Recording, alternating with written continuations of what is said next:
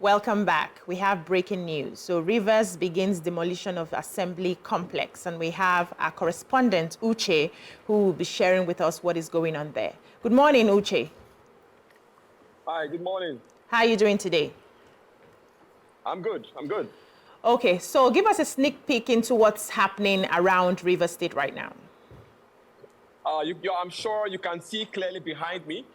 Right behind me, the demolition exercise is ongoing. The particular part of the complex you can see right now, there is you can see that blue dome over there. That indicates the particular spot of the legislative chamber that was earlier attacked by arsonists that was burnt down that fateful Sunday night, breaking just before Monday morning, where the whole impeachment controversy began. So right now, as I speak to you, the assembly complex is being demolished. I count 11 bulldozers at work as I speak. Whoa. So was there a problem with the House of Assembly complex originally? Just to put things in context. Please, you might have to take that again. I didn't get that. Was the building faulty? Did it have any renovation needs before this demolition? Well, I didn't get you, but I think you're Was the building faulty? Was the building faulty initially before this demolition? Oh, no, it wasn't faulty, but we know that the assembly complex was attacked. It's been in the news. TVC actually broke that news on Sunday night at about 9 p.m., just before the 10 p.m. news, that about when we broke the news of the attack on the assembly complex that Sunday night.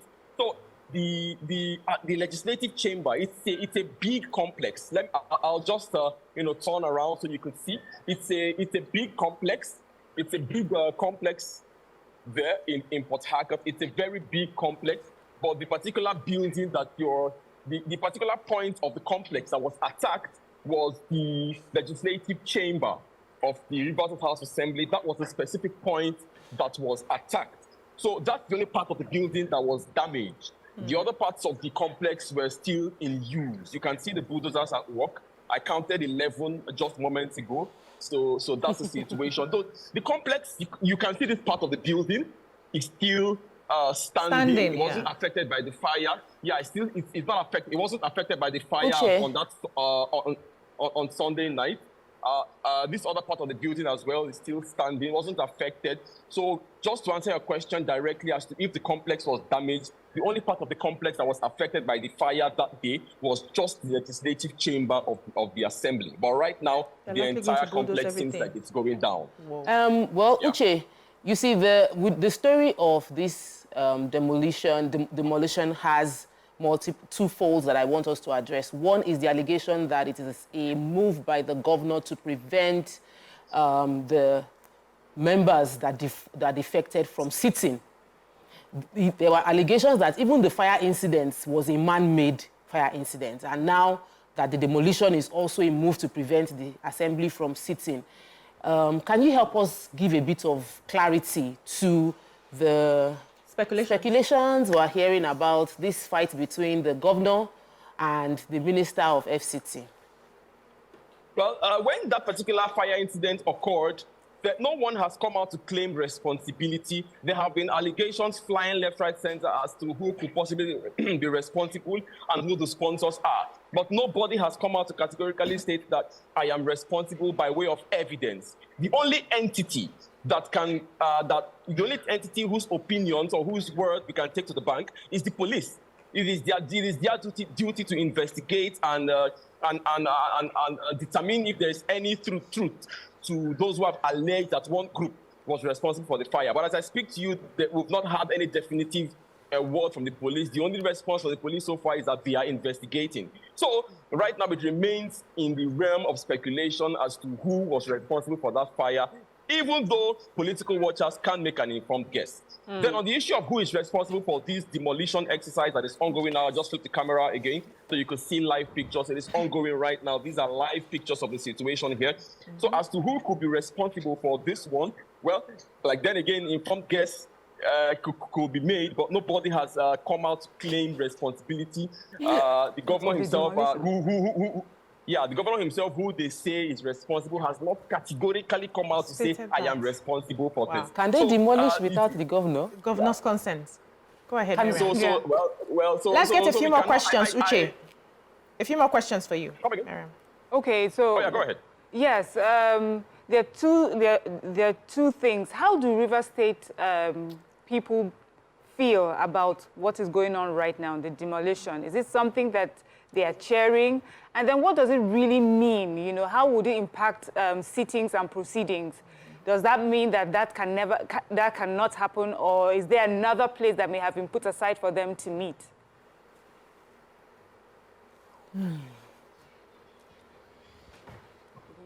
Uche, are you there?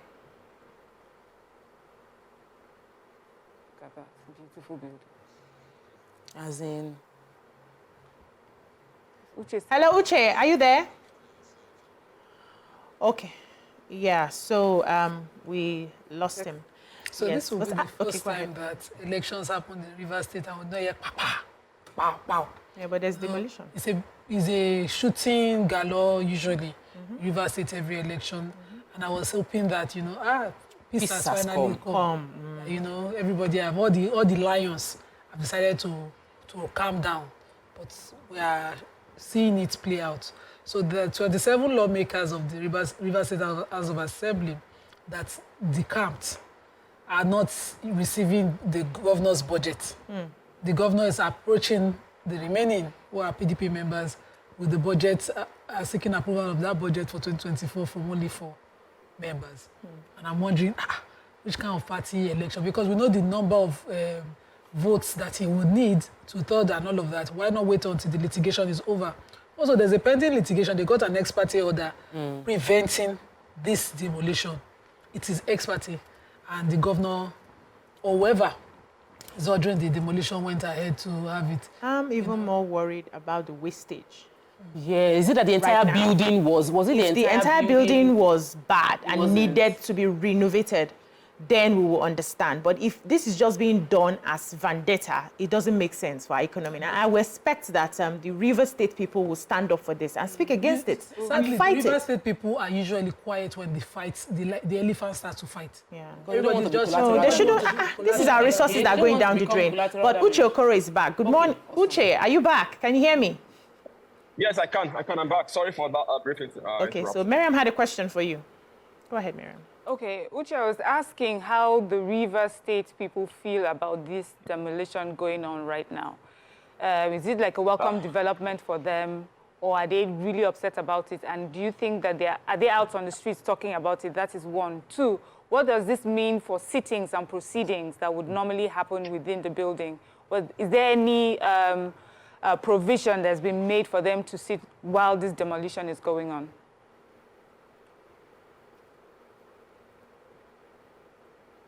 Can you hear me? Can you hear us, Uche?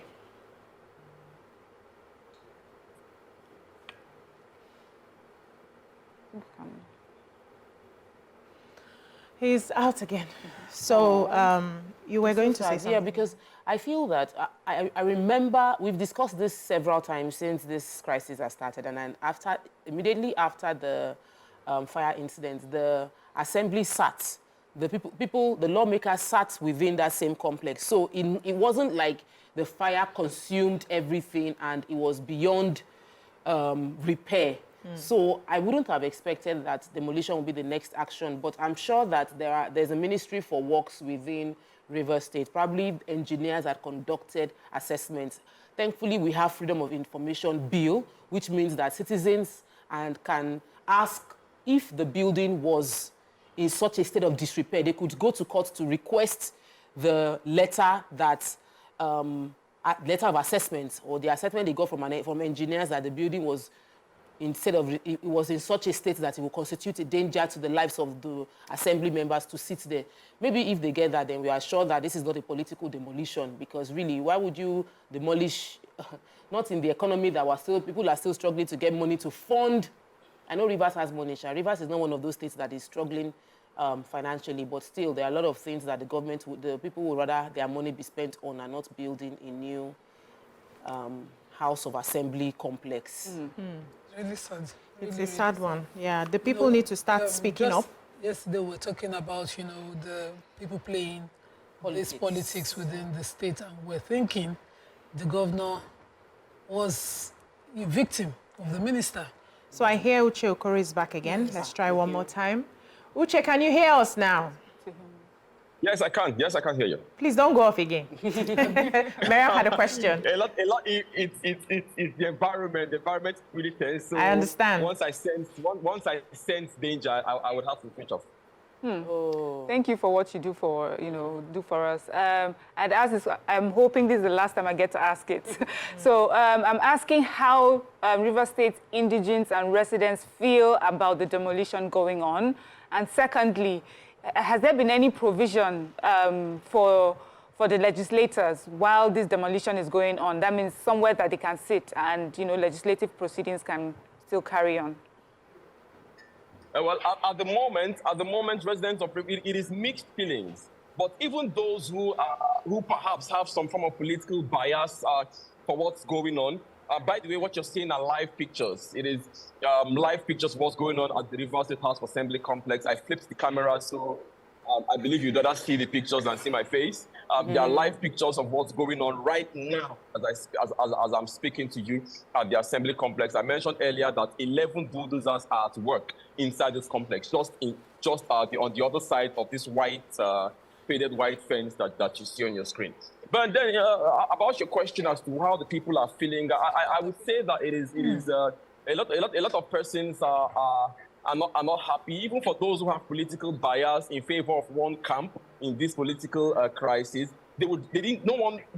Many persons do not want this to degenerate to this level. Nobody wanted things to degenerate to this level. Even if many of the persons have spoken to off the camera have said, even those who are in support of one side or the other side, the two political gladiators, said it didn't have to come to this.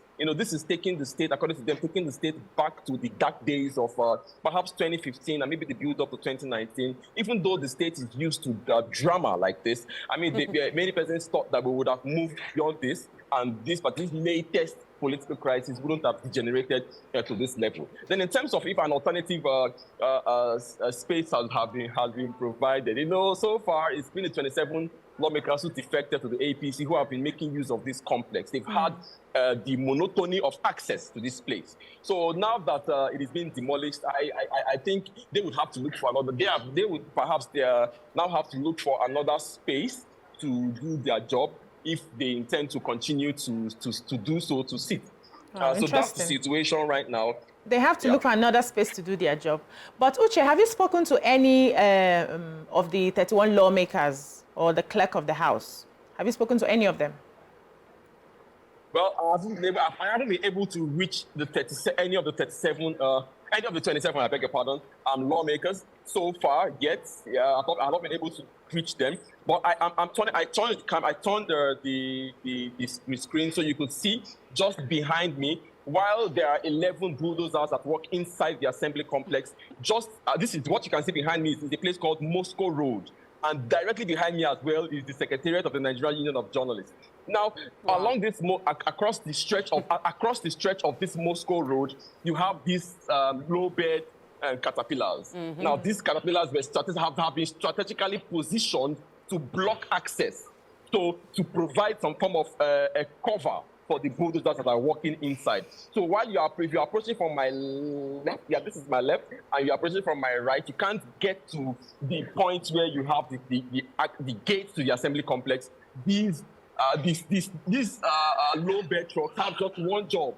They were just assembled here to block the road while the caterpillars are inside comfortably doing their job. So it's a very interesting situation going on. I know it's going to be a long day in Port Harcourt today. Okay, so here I am thinking that what would security like? I mean, what would security be like in Rivers State? So it's very personal for me because, like, our entire family are going to Rivers State by tomorrow for graduation of my in-laws. So I'm very concerned. I want to be sure that going there is going to be safe for them. I want to be sure that family members there are also safe. Citizens of Rivers are also safe, that there won't be... Are you hearing anything about protests? What are the police the Commissioner of Police in Rivers, what's he saying? Right now. So far, the security situation everywhere is calm. You know, many persons had expected that. Many persons had expected that in the wake of this crisis, all hell was going to break loose. We're going to have violent protests and violent clashes. People would have died by now. The system has completely burnt down. But surprisingly, the only tension that we're feeling, the only heat we're feeling right now, is amongst the political elite. That aside, apart from that, the state is generally calm.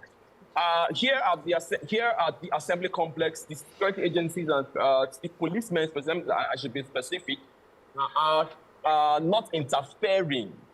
I guess they are just here to maintain security. I can't cite any police officer inside the complex itself where the demolition is taking place.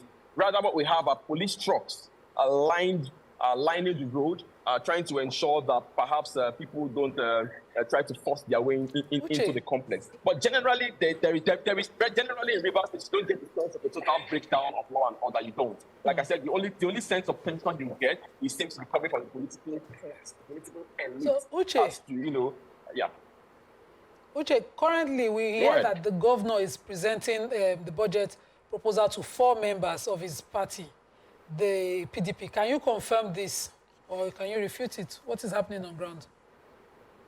Well, I've also gotten that information that it is ongoing at the Rivers State Government House. Yes, as at this particular minute, I cannot say if that has ended or how far gone, but we can say the answer to your question is yes.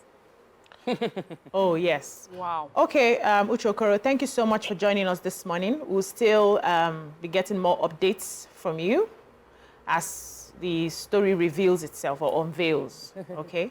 Thank you so much, yes. We'll be coming back if we need to come back to you to get more. All right, I think we should take a short break now. When we come back, we'll likely do our hot topic.